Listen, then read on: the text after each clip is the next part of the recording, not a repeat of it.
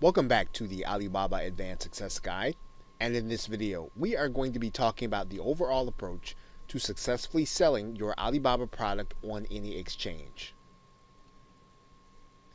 Now, once you've selected a product and verified that the samples are worth pursuing, you want to find a marketplace to sell your Alibaba product. Now, successful sellers approach the marketing and sales process with 4 basic strategies.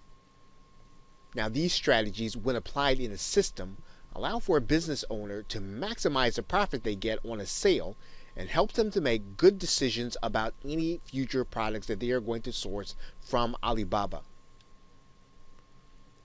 Now, these principles get and keep the right buyer in front of the right product. Principle number 1 is to develop a USP or unique selling proposition for each product. And we're going to be discussing that in a future video, how you can take your Alibaba product, create a USP or unique selling proposition with several tactics, and then bring it to the marketplace in a way so that your buyer can only get your product from you. The second principle is exponential marketing, which is basically the use of upsells and cross sales.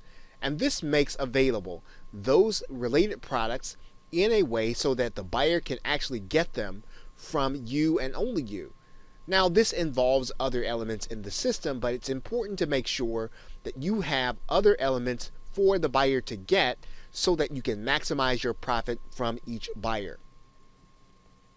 Another part of the system is list building or database marketing.